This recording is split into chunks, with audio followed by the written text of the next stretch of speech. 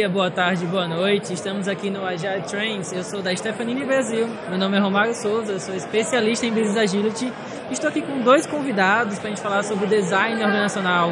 Vou pedir para os nossos convidados se apresentarem agora, começando pelas ladies. Nossa dama aqui presente, por favor, se apresente. Muito bom, gente. Eu sou a Camila Bertelli, é um prazer estar aqui com vocês. Hoje eu trabalho na Unilever, nas agendas de cultura, transformação, como trazer mais agilidade e gerar valor aí dentro das nossas unidades de negócio. Show de bola. Agora eu vou chamar nosso segundo convidado, por favor, se apresente. Olá pessoal, eu sou o Fernando Vanderlei, sou consultor especialista em Business Agility pela Stefanini, trabalhando há um bom tempo já com agilidade, mas sempre com a máxima, né, Camila, de entregar valor aí às nossas unidades de serviço, às nossas operações de serviço internas da Stefanini. Show de bola, pessoal. Muito obrigado por estar aqui com o nosso videocast da Stefanini e vou falar sobre design organizacional. Vou trazer algumas perguntas no nosso bate-papo e a gente vai trocando algumas ideias, tá bom? Então, vou puxar a Camila primeiro. Camila, fala um pouquinho mais sobre a sua jornada nesse conteúdo design organizacional, o conteúdo, principais referências, traga alguns insights pra gente sobre essa parte de design organizacional. Bacana. Eu acho que o nome, né, design organizacional, ele parece ser uma coisa super nova, mas na verdade é um conceito que existe há muito tempo. Eu acho que a forma de fazer design organizacional, ela evoluiu, mas a gente sempre precisou fazer arquitetura de times, modelos de como uma empresa funciona, modelos de estruturas organizacionais. O que eu gosto de dizer que mudou no design é que às vezes essas estruturas aconteciam por acidente. Mas a gente ia montando os times aqui, aí uma pessoa virava diretora, a outra virava gerente, eu ia colocando uns cargos aqui no meio. Agora eu acho que eu preciso de um especialista, aí eu colocava. A diferença é que no design organizacional eu tenho uma intenção. Então eu faço design baseado na necessidade do negócio. E não é um movimento que eu faço de forma aleatória, pelo contrário. Eu parto de uma dor ou de uma necessidade para aí começar a pensar em como eu vou operar. E quais conhecimentos, tecnologia, soluções que eu preciso ter nesse time. E a última coisa que eu olho é a pessoa. E assim, é até interessante, vale comentar aqui, a pessoa é muito importante no design organizacional. Ela é a peça-chave. Mas se eu começo pelo cargo, a função e a pessoa, eu não consigo chegar na dor real do porquê que eu estou montando aquele time. Então, inverteu um pouco a lógica. Antes a gente montava a partir de pessoas, cargos e funções, e agora a gente monta a partir de dores reais, necessidades do negócio, e aí eu acho a melhor pessoa para endereçar aquela dor, porque eu consigo reconhecer ela. Nossa, maravilha. Perfeito. Fernando, e você? O que você acha sobre esse tema design organizacional? Como é que você olha a importância da gente pensar estrategicamente em design organizacional em times de agilidade?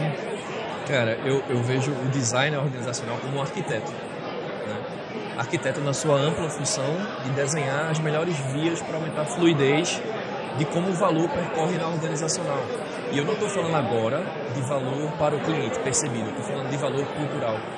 Então eu sempre falo RH, gente, gestão, pessoa, talento, como queira falar, são os grandes arquitetos de um desenho, de uma estrutura que traga maior fluidez para impactar o cliente. Eu falo assim, para a gente impactar o cliente na ponta, a gente tem que impactar o cliente internamente primeiro.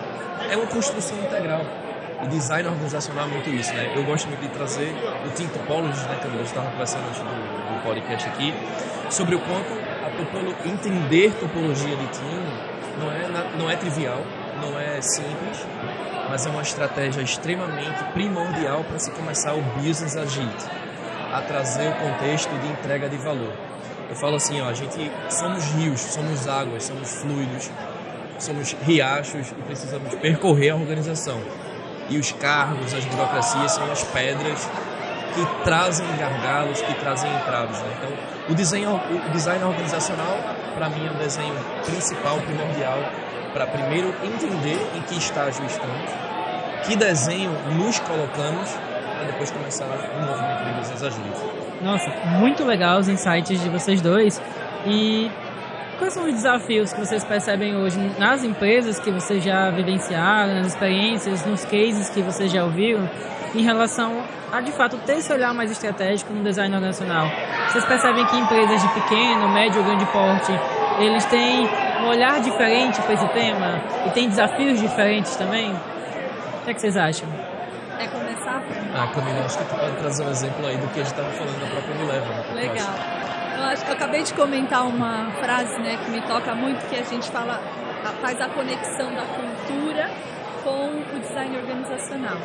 E a gente já ouviu milhares de vezes a frase do Peter Drucker, que fala que a cultura come a estratégia no café da manhã.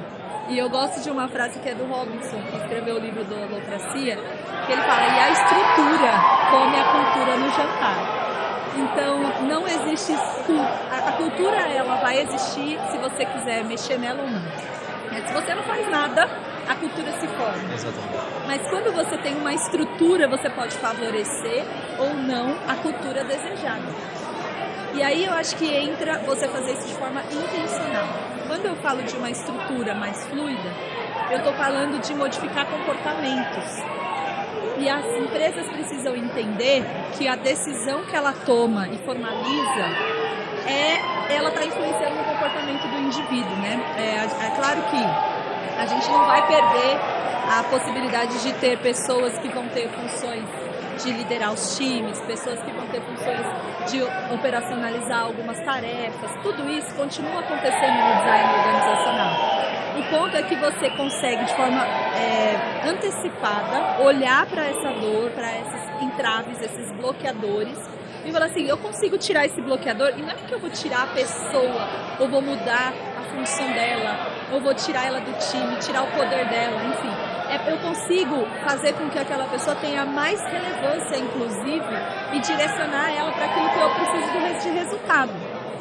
E vejo que cada vez mais as empresas estão percebendo o quanto olhar essa estrutura de forma mais estratégica e mais sistêmica dá mais resultado. E aí, só para fechar minha fala, a gente fala que o design organizacional ele é caótico, porque ele prevê que você está numa frente que é complexa.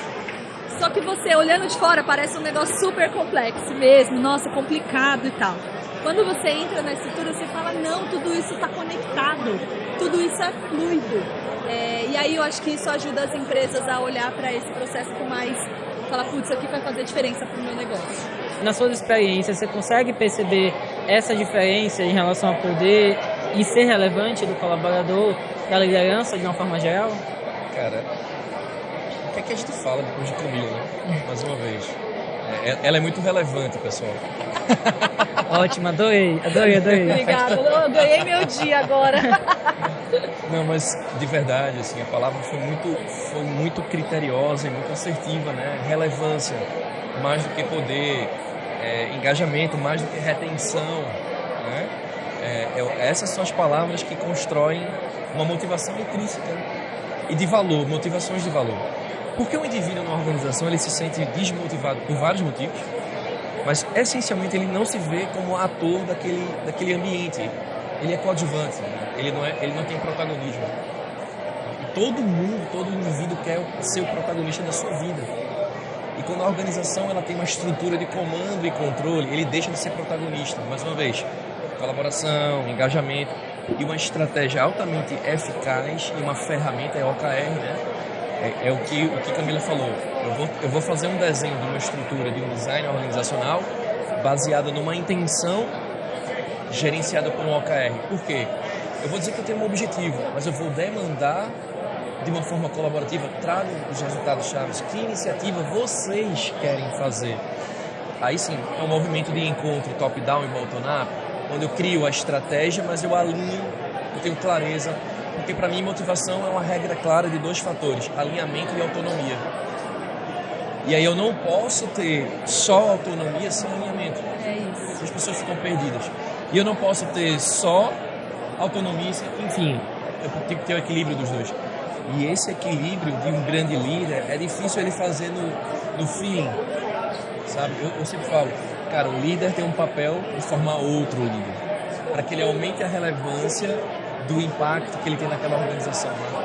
Então, a gente estava falando agora há pouco, antes de começar o podcast, e o quanto Camila foi relevante, inclusive propriamente na estrutura hoje Stefanini, por uma das pessoas ter passado pela mão da Camila. Mas é isso, é se encontrar numa conferência como essa e dizer, você me entrevistou e eu não fui aprovado. Né? Gente, eu reprovei tanta gente nessa vida, porque a aprovação é de 1 e reprovação é de 1,50.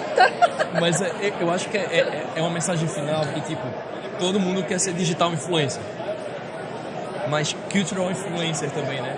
Ser influenciadores de cultura.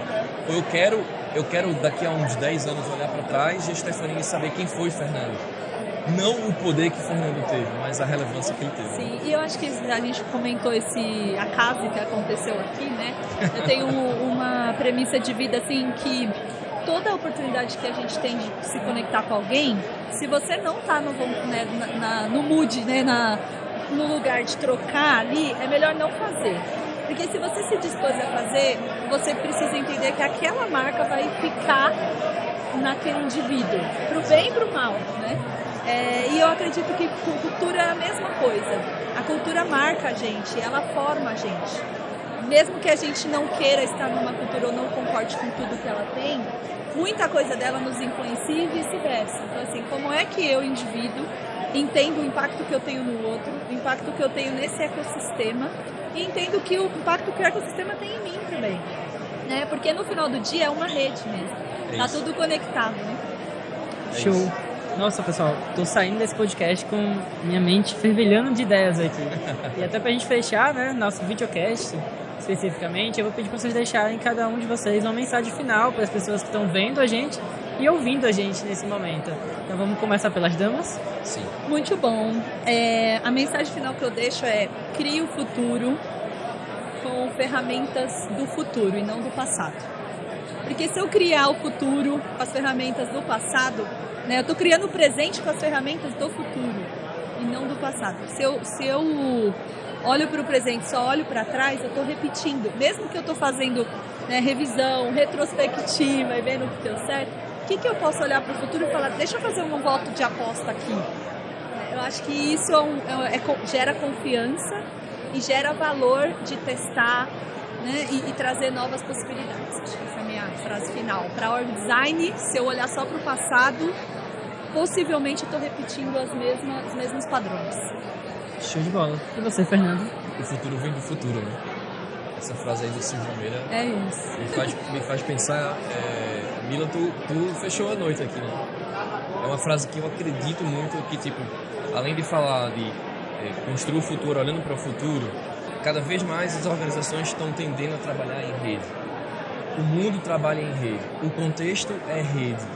As aplicações de transformação digital constituem redes. É dar as pessoas para as pessoas, colocando a pessoa como protagonista.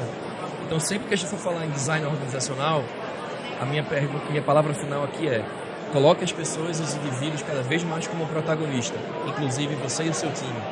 Esse é o melhor design organizacional. Trazer motivação, trazer impacto e relevância. Acho que é isso aí. Show de bola, pessoal. Muito obrigado pela participação de vocês. É isso, pessoal. A gente finaliza aqui esse videocast da gente, da Stefanini. Conto com vocês para continuar assistindo mais videocasts da gente e até mais. Tchau, tchau. Tchau, tchau, gente.